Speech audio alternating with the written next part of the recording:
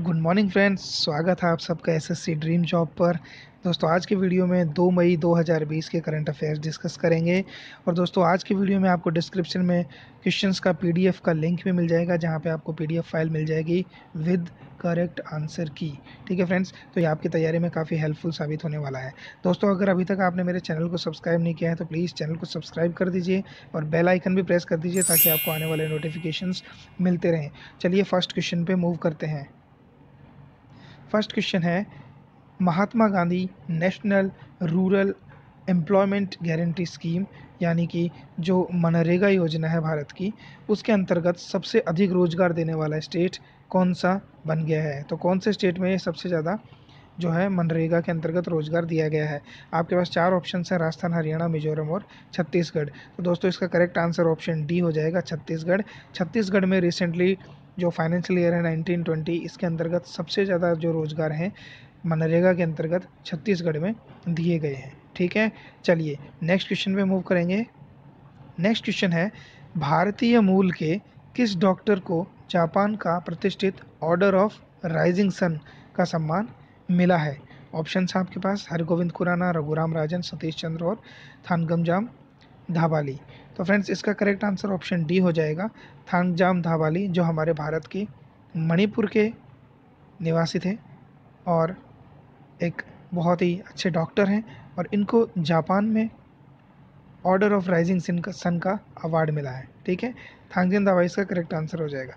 दोस्तों हरगोविंद खुराना हमारे पुराने केमिस्ट्री के और बायोलॉजी के वैज्ञानिक रह चुके हैं, जिनको नोबेल पुरस्कार भी मिल चुका है। रघुराम राजन जो थे वो हमारे पहले जो इंडिया के गवर्नर रह चुके हैं आरबीआई के। सतीश चंद्र एक इतिहास वक्ता थे। ठीक है, चलिए नेक्स्ट क्वेश्चन पे मूव करेंगे। नेक्स्ट क्वेश्चन है, निम्न में से किसे संयुक्त राष्ट्र में भारत का राजदूत या स्थायी प्रतिनिधि बनाया गया है।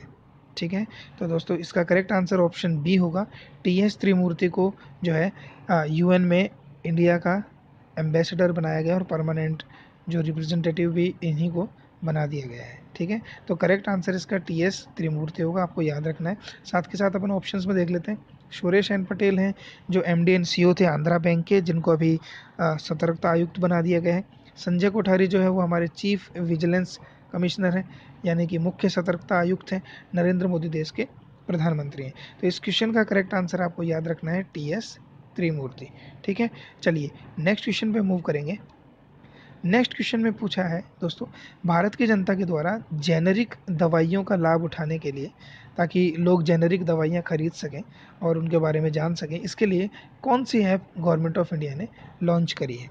ठीक है, आपके पास चार ऑप्शन है दोस्तों। इसका करेक्ट आंसर ऑप्शन बी होगा, जन औषधि। ठीक है, ये जन औषधि के नाम से ऐप बनाई है, जन औषधि सुगम। ठीक है, जन औषधि सुगम के नाम से एक ऐप बनाई गई है, जिसमें आप जेनेरिक दवाइयों की रेट, जेनेरिक दवाइयों के इसमें कौन कौन से टाइप हैं, कहाँ पे वो अवेलेबल होंगी, किस किस तरह का सॉल्ट उनके अंदर आता है और किस काम के लिए वो यूज़ होंगी, ये सभी जानकारियाँ आपको जन औषधि सुगम जो ऐप है उसके थ्रू मिल जाएगी। ठीक है, चलिए इसके बाद हम अगले क्वेश्चन को देखते हैं। दोस्तों अगला क्वेश्चन है, आईएमडी के द्वारा, आईएमडी सबसे पहले मैं आपको बता देता हूँ क्या होता है। आईएमडी जो है आपका आईएमडी जो है आपका इंडियन मेट्रोलॉजिकल डिपार्टमेंट है, यानी जो इंडिया का मौसम विभाग है, आप समझ सकते हैं। उसके द्वारा उत्तरी हिंद महासागर में कितने ट्रॉपिकल साइक्लोन्स की सूची जारी की गई है। ठीक है, तो दोस्तों इसमें जो आपका जो उत्तरी हिंद महासागर है, इसमें टोटल 13 रीजन बनाए गए हैं। ठीक है, 13 क्षेत्रों में इसको बांटा गया है और इन 13 क्षेत्रों में प्रत्येक क्षेत्र में 13 तरह के साइक्लोन्स बताए गए हैं। तो कुल मिला के इनकी संख्या 13 multiplied by 13 is equals to 167। ठीक है, तो टोटल 169 साइक्लोन जो ट्रॉपिकल साइक्लोन है उनकी सूची जारी करी है। ठीक है, अब थोड़ा सा हम जान लेते हैं आईएमडी के बारे में। ठीक है, तो आईएमडी आपकी इंडियन मेट्रोलॉजिकल डिपार्टमेंट है। इसके जो हेड हैं वो महामृत्युंजय महापात्रा हैं। ठीक है, महामृत्युंजय महापात्रा। दोस्तों ये काफ़ी वेल नोड और जाने पहचाने हमारे देश के मौसम वैज्ञानिक रह चुके हैं। ठीक है, इन्होंने रिसेंटली ज्वाइन किया है as a director of IMD.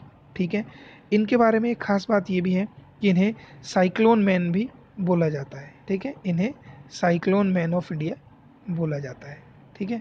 और दूसरी चीज़ इनके बारे में जो है वो ये है, इनको जो वर्ल्ड मेट्रोलॉजिकल ऑर्गेनाइजेशन WMO है, उसमें भारत की तरफ से इनको प्रतिनिधि के तौर पर एक इनको स्थायी प्रतिनिधि भारत की तरफ से बनाया गया है, ठीक है। तो काफ़ी अच्छे और जाने पहचाने मौसम वैज्ञानिक हैं महामृत्युंजय महापात्रा, ठीक है। चलिए नेक्स्ट क्वेश्चन पे मूव करेंगे। नेक्स्ट क्वेश्चन है, जम्मू कश्मीर की सरकार के द्वारा किस कंपनी की सहायता से 2 CIIIT केंद्र खोलने का समझौता किया गया है, ठीक है। दोस्तों इसका करेक्ट आंसर है टाटा टेक्नोलॉजीज़। दोस्तों टाटा टेक्नोलॉजीज़ टाटा का ही एक उपक्रम है, ठीक है। ये इंजीनियरिंग और डिजाइनिंग के फील्ड में काम करता है, ठीक है। इसके हेल्प से, इसके कोलैबोरेशन से जो जम्मू कश्मीर की सरकार है, उन्होंने इस कंपनी की सहायता ली और वहाँ पे 2 CIIIT सेंटर्स खुलेंगे ताकि इंजीनियरिंग और डिज़ाइन के क्षेत्र में वहाँ के लोग भी आगे बढ़ सकें, वहाँ के कॉलेजेस में भी इसकी सहायता मिल सके, ठीक है। चलिए नेक्स्ट क्वेश्चन पे चलते हैं।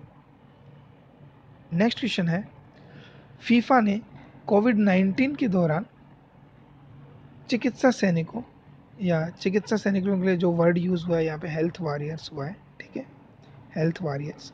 तो हेल्थ वॉरियर्स के लिए फीफा ने कौन सा कैंपेन चलाया है, ठीक है।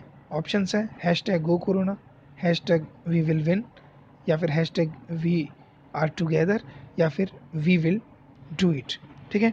तो दोस्तों इसका जो करेक्ट आंसर है वो ऑप्शन बी है, ठीक है। अभी रिसेंटली फीफा ने एक कैंपेन चलाया है #WeWillWin, ठीक है। इस कैंपेन में जो 50 अच्छे फुटबॉलर्स हैं उन सब की एक टीम बनाई है, वो सब लोगों को अवेयर करेंगे कोविड-19 के बारे में। और उन्होंने जितने भी हेल्थ वॉरियर्स हैं, जितने भी चिकित्सा से संबंधित लोग हैं, सफाई कर्मी हैं, बैंकर्स हैं, डॉक्टर्स हैं, नर्सेज हैं, वो सब मिलके जो कोविड-19 के लिए अपनी सेवाएं दे रहे हैं, उनको अप्रिशिएट करने के लिए, उनको एनकरेज करने के लिए ये वाला कैंपेन फीफा ने चलाया है, ठीक है। चलिए नेक्स्ट क्वेश्चन पे मूव करेंगे। नेक्स्ट क्वेश्चन है, हाल ही में बजट पारदर्शिता में भारत को कौन सा स्थान प्राप्त हुआ है। तो दोस्तों भारत को इसमें 53वां स्थान प्राप्त हुआ है, ऑप्शन ए इसका करेक्ट आंसर है। और दोस्तों इसमें जो फर्स्ट स्थान प्राप्त हुआ है वो न्यूजीलैंड को हुआ है, ठीक है। न्यूजीलैंड को इसमें पहला स्थान प्राप्त हुआ है और भारत को इसमें 53वां स्थान प्राप्त हुआ है, ठीक है। चलिए अगले प्रश्न पर मूव करेंगे। अगला प्रश्न है, कोविड-19 से लड़ने के लिए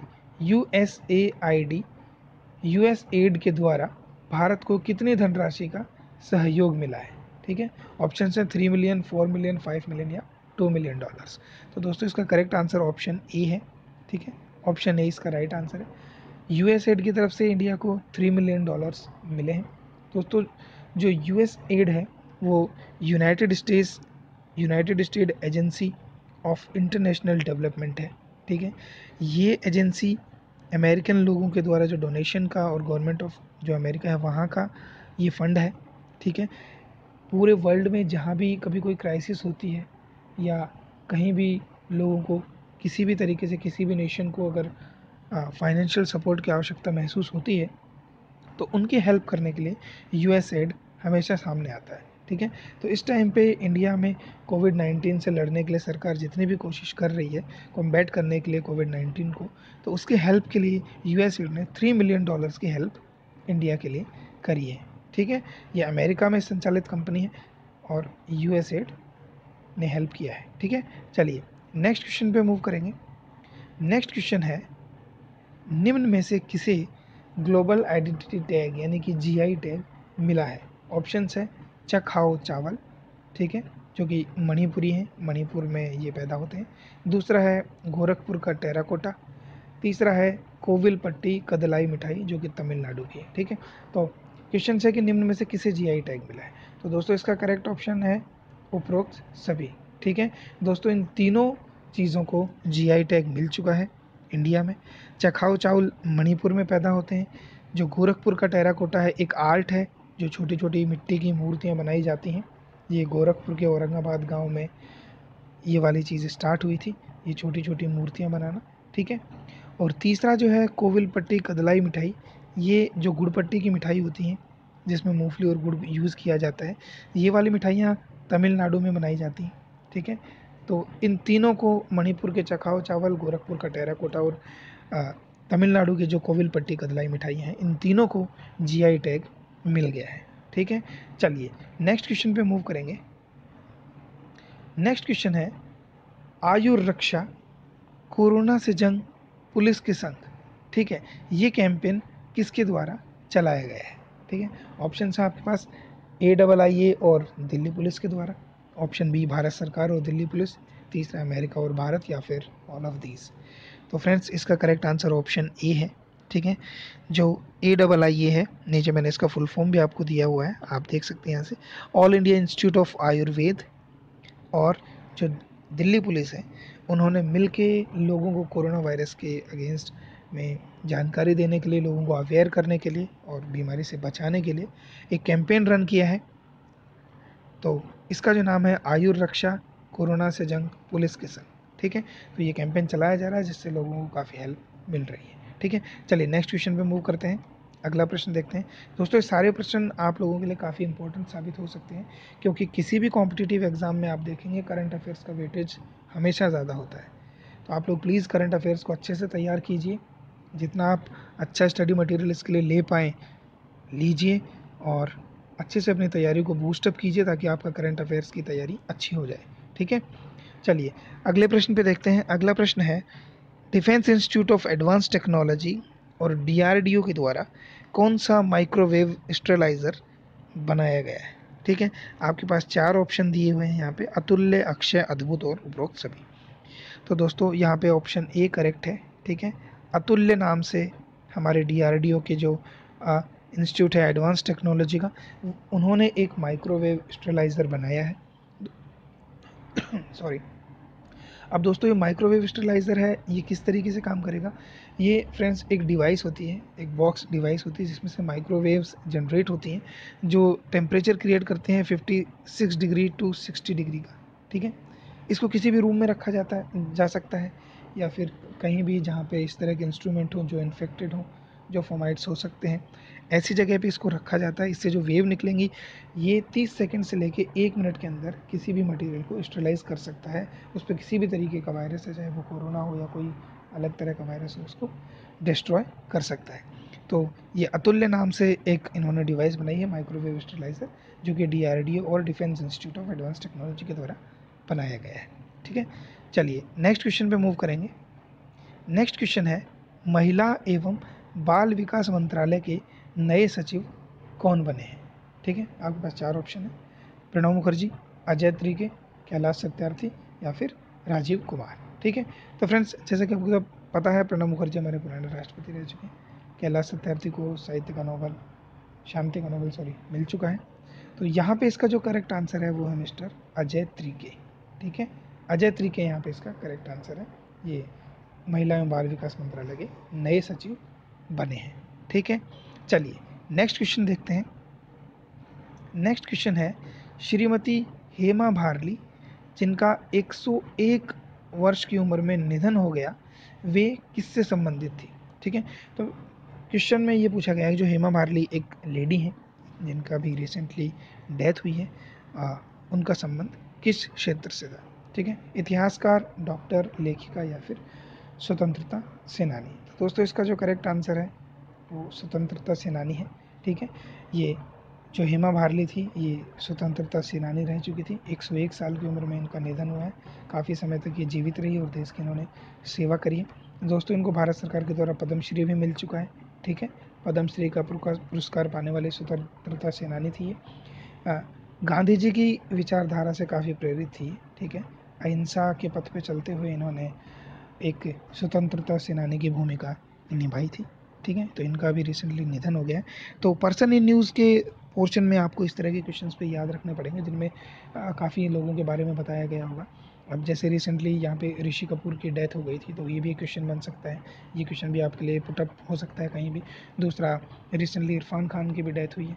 तो ये काफ़ी करंट में पर्सन इन न्यूज़ वाले क्वेश्चन है, तो इनका भी आपको ध्यान रखना होगा ताकि आपकी तैयारी सही से रह सके, ठीक है फ्रेंड्स।